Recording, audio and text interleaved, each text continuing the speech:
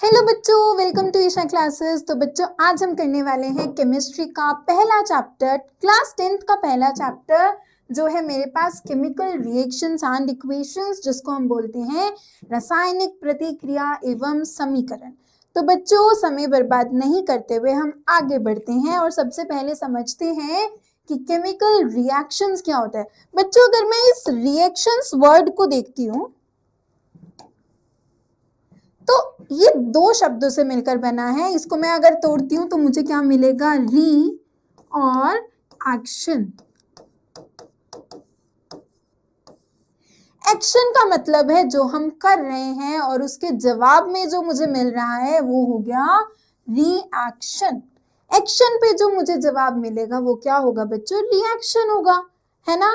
तो बच्चों केमिस्ट्री में जब हम पुराने पदार्थों को कोई हीट देते हैं, ठीक है, या हम उनके ऊपर कोई केमिकल डालते हैं, तो जब मुझे नया पदार्थ मिलेगा तो उसको हम क्या बोलेंगे, केमिकल रिएक्शंस बोलेंगे बच्चों।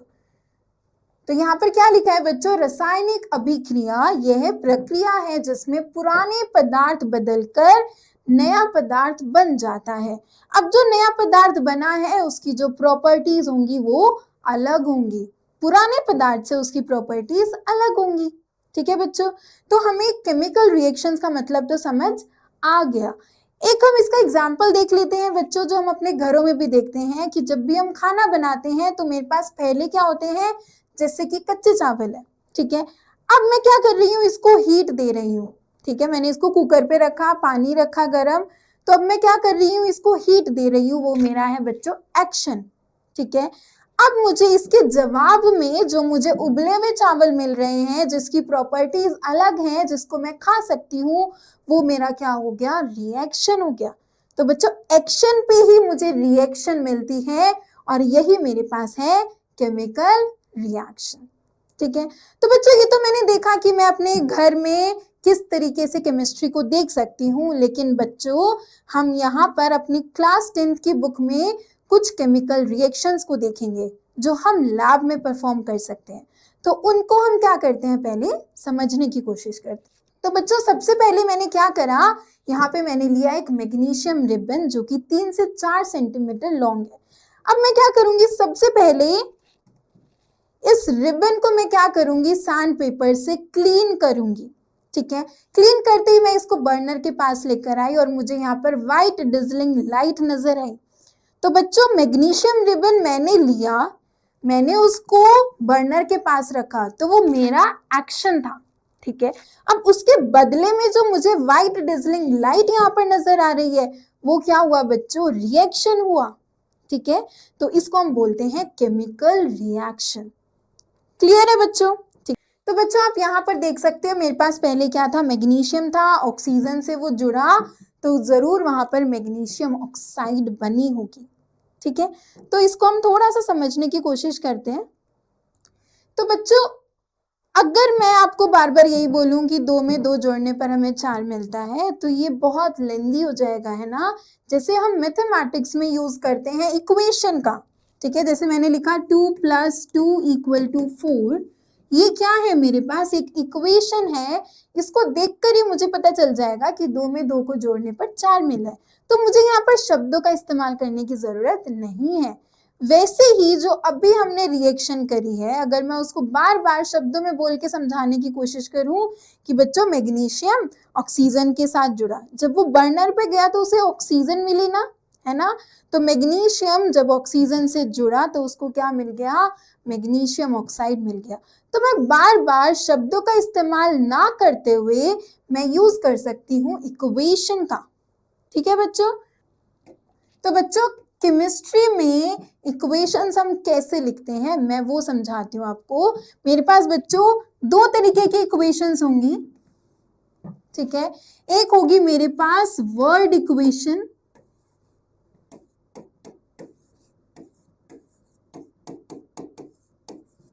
एक होगी मेरे पास फॉर्मूला इक्वेशन।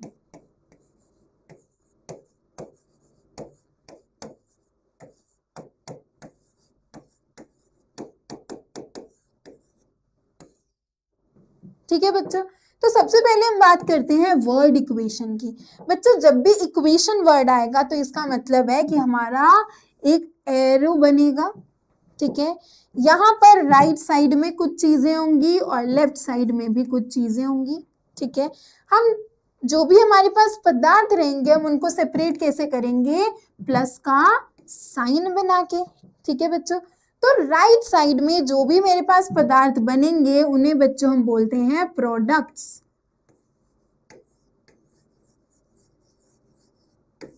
ठीक है। और जो मेरे पास एरो से पहले होंगे जो हमारे लेफ्ट साइड पे होंगे इसको हम बोलते हैं रिएक्टेंट्स, ठीक है। तो दोनों इक्वेशंस में मेरे पास एरो तो बनेगा ही, ठीक है। वर्ड इक्वेशन में मैं क्या करूंगी, मैं यहां पर लिखूंगी मैग्नीशियम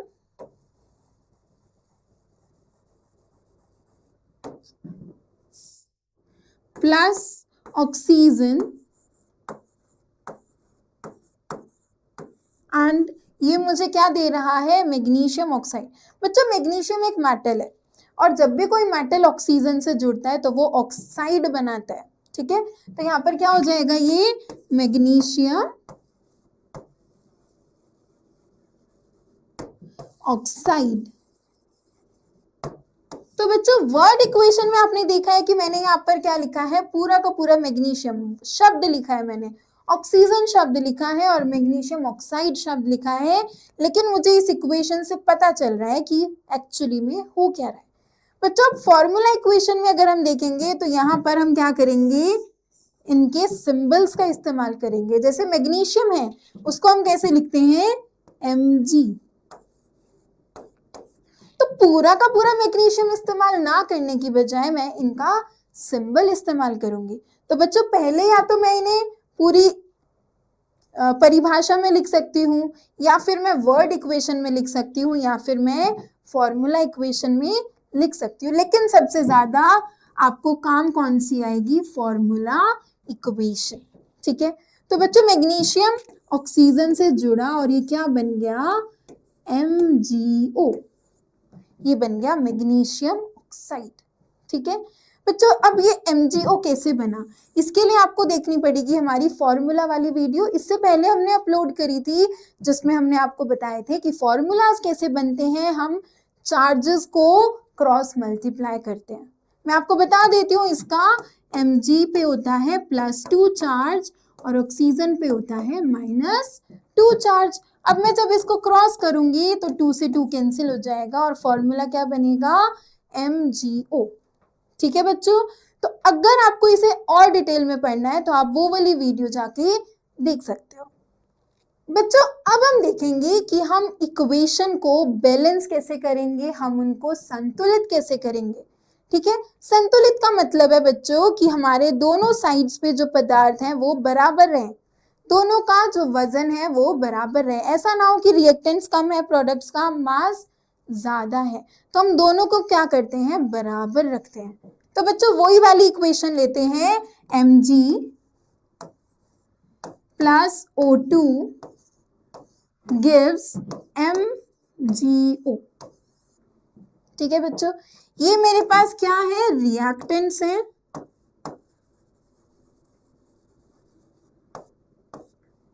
और ये मेरे पास क्या है, प्रोडक्ट, ठीक है बच्चों। अब हम क्या करेंगे, टेबल बनाएंगे, ठीक है। हम एक तरफ लिखेंगे रिएक्टेंट और एक तरफ प्रोडक्ट और ये हो गया मेरे पास Mg और O। बच्चों रिएक्टेंट्स में मैग्नीशियम कितने हैं, 1 और प्रोडक्ट्स में मैग्नीशियम कितने हैं, 1, ठीक है। तो दोनों बराबर हैं, ठीक है। रिएक्टेंट्स में ऑक्सीजन कितने हैं, 2 और प्रोडक्ट्स में ऑक्सीजन है 1, ये बराबर नहीं है। तो मुझे सबसे पहले क्या करना पड़ेगा, ऑक्सीजन को बराबर रखना पड़ेगा। तो बच्चों ऑक्सीजन यहाँ 2 है, अगर मैं इसको भी 2 से मल्टीप्लाई कर दूं तो ये भी क्या हो जाएगा, बराबर हो जाएगा। तो मैं ऑक्सीजन को अलग से तो मल्टीप्लाई कर नहीं सकती क्योंकि अब वो किसके साथ है, मैग्नीशियम के साथ फॉर्मूला में बंधा हुआ है। तो हम क्या करेंगे, इसको पूरे को 2 से मल्टीप्लाई कर देंगे।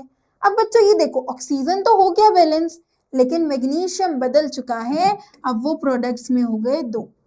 तो हम कोई बात नहीं, रिएक्टेंट्स में जहां मैग्नीशियम है उसको भी 2 से मल्टीप्लाई कर देंगे। तो बच्चों अब ये इक्वेशन क्या हो गई है, संतुलित हो गई है कि रिएक्टेंट्स और प्रोडक्ट्स दोनों हमारे क्या हो गए, बराबर बराबर हो गए। रिएक्टेंट साइड और ये है मेरे पास प्रोडक्ट साइड। ओके बच्चों, तो हमने बैलेंसिंग करना सीखा है, तो अब हम क्या करेंगे, कुछ क्वेश्चंस करेंगे, क्योंकि क्वेश्चन से ही क्या होगा, आपका हाथ सेट बनेगा बैलेंसिंग में। तो बच्चों मेरे पास यहाँ पर क्या है, आयरन की इक्वेशन है।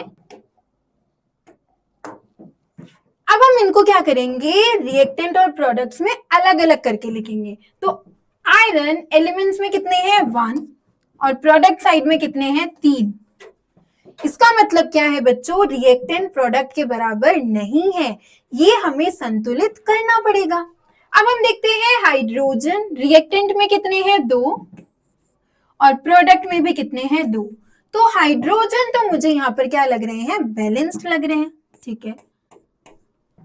फिर मेरे पास क्या है बच्चों, ऑक्सीजन, रिएक्टेंट में ऑक्सीजन है 1 और प्रोडक्ट में है 4।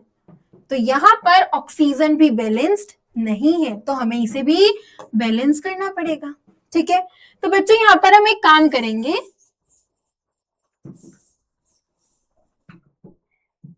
हम एक ऐसा फॉर्मूला उठाएंगे जिसमें सबसे ज्यादा नंबर ऑफ एटम्स है। तो यहां पर मुझे सबसे ज्यादा एटम्स किसमें दिख रहे हैं, Fe3O4 में। तो हम सबसे पहले इसको बैलेंस करने की कोशिश करेंगे। यहाँ पर आयरन की अगर मैं बात करूं तो प्रोडक्ट में है 3, रिएक्टेंट में है 1। तो यहाँ पर इसको 3 करने के लिए मैं क्या करूंगी, इसको 3 से मल्टीप्लाई करूंगी, क्योंकि 1 3 होता है 3। तो यहाँ पर रिएक्टेंट में जहां पर भी आयरन है, मैं इसको क्या करूंगा, रिएक्टेंट में मेरे पास क्या आ गया, 3Fe। तो ये तो हो गया चलो बैलेंस्ड। अब क्या देखना है, ऑक्सीजन यहाँ पर है 4 और यहाँ पर ऑक्सीजन है 1। तो मैं क्या करूंगी, यहाँ पर भी इसको 4 से मल्टीप्लाई कर दूंगी, तो ये हो गया मेरे पास 4H2O। ऑक्सीजन को बैलेंस करने के लिए मुझे पूरे फॉर्मूला के बाहर लिखना पड़ेगा 4। ऐसा करने से अब हाइड्रोजन भी क्या हो गया, चेंज हो गया। कितने हो गए, अब ये मेरे पास 8 हो गए, ठीक है। तो इधर 8 करने के लिए मुझे इसको 4 से मल्टीप्लाई करना पड़ेगा। तो बच्चों अब मेरे पास जो बैलेंस्ड इक्वेशन है वो क्या है, 3Fe plus 4H2O gives Fe3O4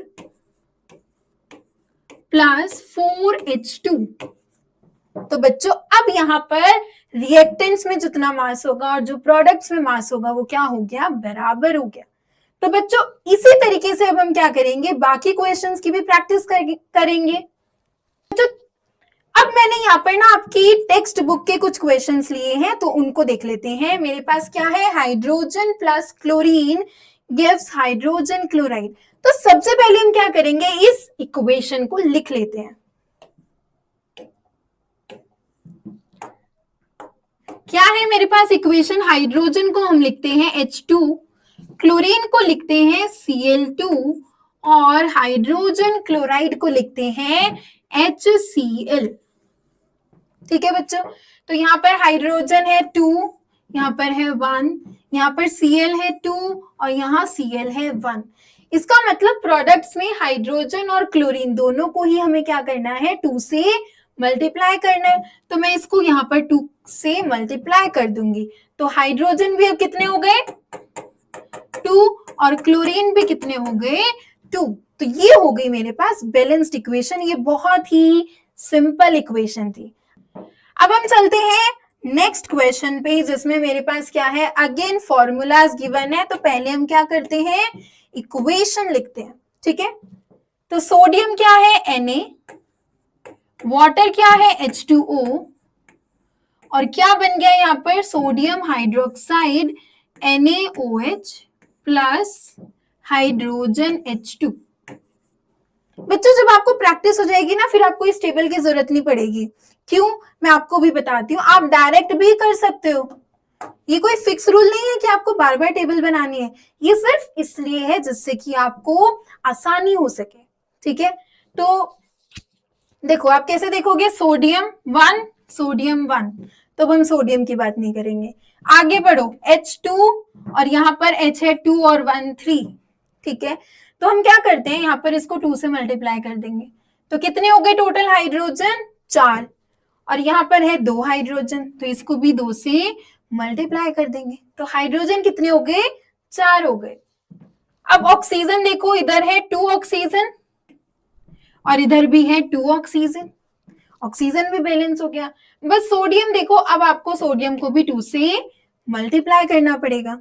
ठीक है बच्चों, तो टेबल जैसे जैसे आपकी प्रैक्टिस होगी, आप टेबल भी बनाना भूल जाओगे, आप डायरेक्ट कर सकते हो बैलेंसिंग। ठीक है, तो बच्चों ये मैं आपको दे रही हूं, ये आप मुझे खुद करके दिखाओगे। आपको क्या करना है, पहले इसकी एक इक्वेशन बनानी है और फिर बैलेंस करना है, और आपको कमेंट सेक्शन में बताना है कि आपका आंसर क्या आ रहा है। ठीक है बच्चों, चलो ये आप मुझे करके भेजोगे कमेंट सेक्शन में। चलो अब हम थोड़ा सा ये अलग क्वेश्चन करते हैं। ओके, तो मेरे पास यहाँ पर ये इक्वेशन है जिसमें मेरे पास क्या है, नाइट्रिक एसिड और कैल्शियम हाइड्रोक्साइड। अब यहाँ पर सबसे पहले हम इस टेबल को फिल करते हैं, क्योंकि ये थोड़ी सी कॉम्प्लेक्स है तो टेबल बनाना ही पड़ेगा। नाइट्रेट कितना है, 1, प्रोडक्ट्स में नाइट्रेट है 2, तो ये है मेरे पास HNO3 का, और 2 हाइड्रोजन ये हो गए, तो कितने हो गए मेरे पास टोटल, 3 हाइड्रोजन। यहां पर कितने हाइड्रोजन है मेरे पास, 2 हाइड्रोजन। कैल्शियम की अगर मैं बात करती हूँ, यहां पर है 1, और यहां पर कितना है कैल्शियम, 1। ऑक्सीजन यहां पर है, अच्छा बच्चों नाइट्रेट में NO3 है, ये जो 3 ऑक्सीजन है वो ऑलरेडी ग्रुप का हिस्सा है, तो इस ऑक्सीजन को नहीं लिखूंगी मैं यहाँ पर। अब ऑक्सीजन को अगर मैं लिखूंगी तो ये कितने हो गए, 2, और प्रोडक्ट्स में कितने हो गए, ऑक्सीजन 1।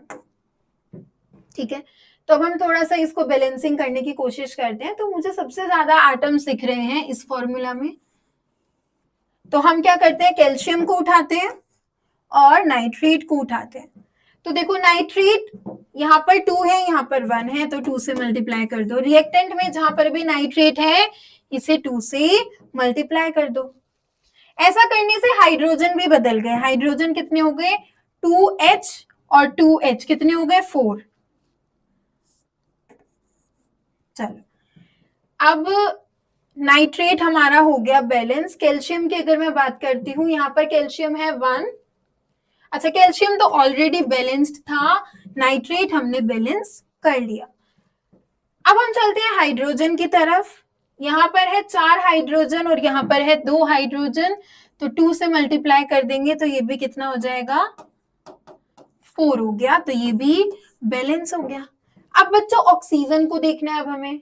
अच्छा बच्चों यहाँ पर हमें नाइट्रेट का O3 नहीं लेना था, तो मेरे पास यहाँ पर ऑक्सीजन तो टोटल हुए 2 ही हुए, और यहाँ पर भी 2 ही हुए, तो बच्चों ये ऑक्सीजन बैलेंस हो गया। बच्चों आपको कंफ्यूज नहीं होना है, नाइट्रेट हमारा एक अलग ग्रुप है, तो इसके ऑक्सीजन को हम कंसिडर नहीं करेंगे, क्योंकि वो ऑक्सीजन हमारे फ्री में नहीं है, वो हमारे ग्रुप का हिस्सा है, तो उससे कंफ्यूज नहीं होना है। तो बच्चों हमारी पूरी इक्वेशन हो गई बैलेंस, तो लिख लेते हैं एक बार क्या हुआ, 2HNO3 plus CaOH whole twice gives CaNO3 whole twice plus 2H2O। ये है मेरे पास बच्चों फाइनल बैलेंस्ड इक्वेशन। ठीक है, यहां पर भी हमें क्या करना है कि पहले इक्वेशन को लिखना है, ठीक है, और फिर हम बैलेंस करेंगे। एल्यूमिनियम होता है Al, कॉपर होता है +2 स्टेट में, क्लोराइड होता है -1, तो ये क्या हो जाएगा बच्चों, CuCl2। ठीक है, एल्यूमिनियम क्लोराइड Al होता है +3, Cl होता है -1, तो ये हो गया AlCl3। उसके बाद है मेरे पास कॉपर Cu। ठीक है, तो फटाफट से टेबल फिल करेंगे। एल्यूमिनियम 1 1, कॉपर 1 1, सॉरी एक को Cl लिख लेते हैं यहाँ पे, हाँ, Cl2 और Cl3। देखो बच्चों सब कुछ बैलेंस्ड है, सिर्फ हमारा क्लोरीन अनबैलेंस्ड है। तो बच्चों 2 और 3, तो हम एक काम कर सकते हैं, इसको 3 से मल्टीप्लाई कर देते हैं और इसको 2 से मल्टीप्लाई कर देते हैं, ठीक है। तो इधर हम क्या करेंगे, इसको 3 से मल्टीप्लाई करेंगे, इसको 2 से मल्टीप्लाई करेंगे। तो क्लोरीन तो हो गया बच्चों बैलेंस, 3 2 6, 2 3 6। लेकिन कॉपर चेंज हो गया, कॉपर कितना हो गया 3, तो यहां पर 3 से मल्टीप्लाई कर देंगे, चलो ये भी बैलेंस हो गया। और यहाँ पर एल्यूमिनियम 2 हो गया और यहाँ पर एल्यूमिनियम 1 है, तो इसे भी 2 से मल्टीप्लाई कर देंगे। तो बच्चों देखो एल्यूमिनियम, कॉपर एंड क्लोरीन तीनों बैलेंस हो गए। तो बैलेंस्ड इक्वेशन क्या होगी, 2Al plus 3CuCl2 gives 2AlCl3 plus 3Cu। ये हो गई मेरे पास बैलेंस्ड इक्वेशन।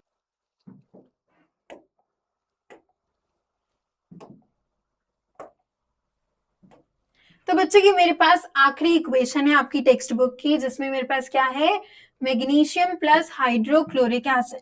मैग्नीशियम होता है बच्चों Mg, हाइड्रोक्लोरिक एसिड होता है HCl, और ये मुझे क्या दे रहा है बच्चों, मैग्नीशियम क्लोराइड, ये हो जाएगा MgCl2। मैग्नीशियम होता है +2, Cl होता है -1। और क्या दे रहा है बच्चों मुझे, ये हाइड्रोजन। कोई बात नहीं, फटाफट से हम क्या करेंगे, टेबल में लिख लेते हैं। Mg1 1, hydrogen 1 2, chlorine 1 and 2। जो अनबैलेंस्ड है वो है हाइड्रोजन और क्लोरीन।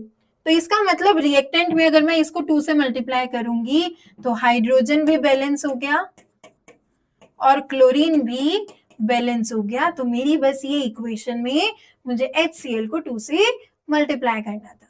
तो बच्चों ये मेरी बैलेंसिंग खत्म हो गई। तो बच्चों हमने आज की क्लास में क्या क्या किया, हमने सबसे पहले देखा कि केमिकल रिएक्शन होता क्या है, हम क्यों पढ़ते हैं उसको। फिर हमने देखा कि हम उसको लैब्स में कैसे देखते हैं। रिएक्शन का मतलब क्या होता है कि जो हमें आउटपुट मिल रहा है, हम किसी भी सब्सटेंस को हीट दे रहे हैं या हम कोई केमिकल्स उसमें मिला रहे हैं, ठीक है। फिर हमने बात करी कि हम इक्वेशंस कैसे लिखते हैं और फिर हमने किया बैलेंसिंग, जो कि मेजर पार्ट है। तो आज की क्लास में जो सबसे ज्यादा पूछा जाने वाला टॉपिक है वो है बैलेंसिंग द केमिकल इक्वेशन, ठीक है बच्चों। तो अब हम आपसे मिलते हैं अगली क्लास में। तब तक के लिए जो क्वेश्चन मैंने आपको दिया है वो फटाफट से जाके आप मुझे क्या करोगे, कमेंट सेक्शन में आंसर करोगे। ओके बच्चों, ऑल द वेरी बेस्ट।